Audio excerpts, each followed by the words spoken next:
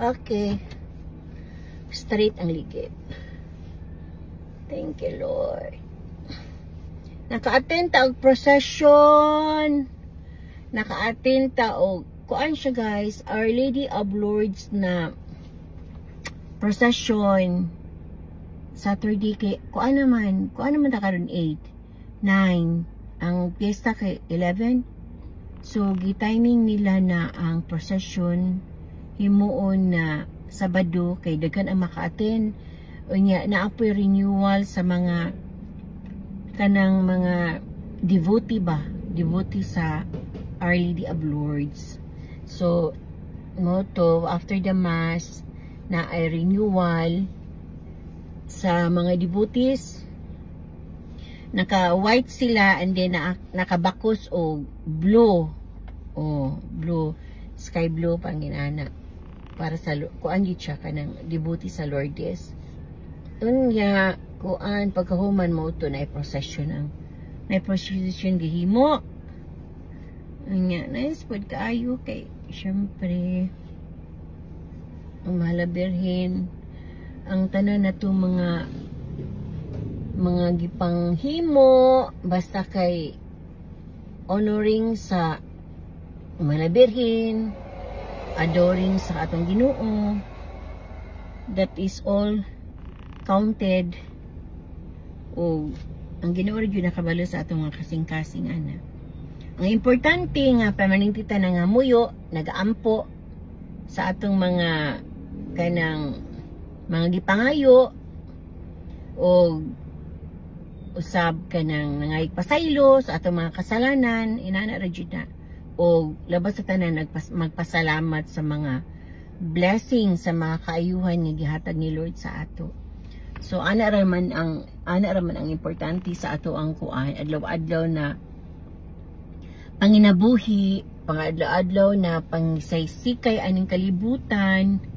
Unya di gid nato kalimtan nga magsimba labi na gid o kada Domingo naigi pagsimba paghimuon kay mao gid na ang hatag ni Lord ang magsimba jud magsimba gid kada Domingo. Unya kun og night time na kanang magkuan kanang sani makasimba og kuan kanang kada adlaw labi na sa ako makasimba labi na sa kuan na free gid ko every morning. Unya tapos kitagaan po ta og grasya ni Lord na makakuan ta balo na mo ginagmay nga driving ba nga makaabot lang sa simbahan ina mo ray importante basta makadrive ta nga para di na ta mamalihog or kanang makisakay or magpahatod ana. So at least karon makahimo na ta sa ato ang gusto na mga plano o mga gusto natong paghimuon tuwing kay kabalo na ta mo drive ginagmay. So katora importante guys, kinahanglan gid na align ta permanente, action ta permanente sa Ginoo kay wa gilain siya gid ang source sa tanan. Siya ang source sa atong mga prayer, sa atong pagpanginabuhi ning kalibutan.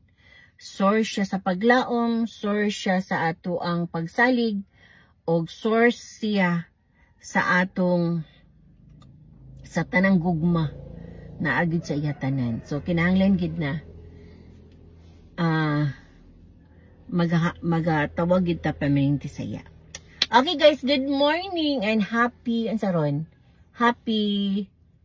Saturday. And tomorrow is our matawag na ako na kuan. Sa tawagan niyo parang ano na siya. Tomorrow is kuan naman no.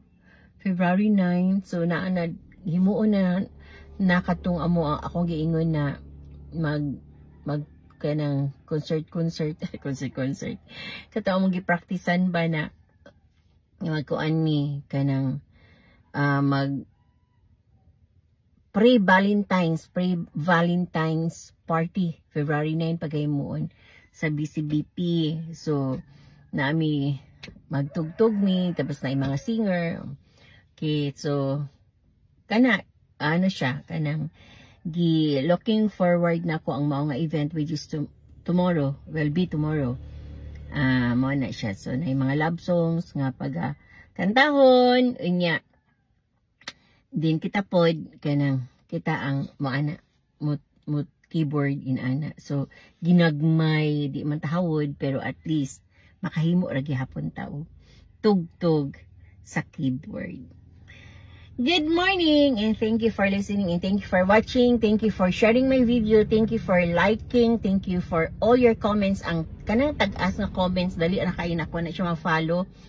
Kay makita man dayon ako unsa man yung gi-comment nga taas man kayo. So i-follow dayon ako na and then anyway, i-follow gid mo na ako tanan dahan-dahan lang kay di man pwede na mag-follow ta nga kanang paspas nga pag-follow ka pindot follow kay ma-against community standard ta sa Facebook o ikuanta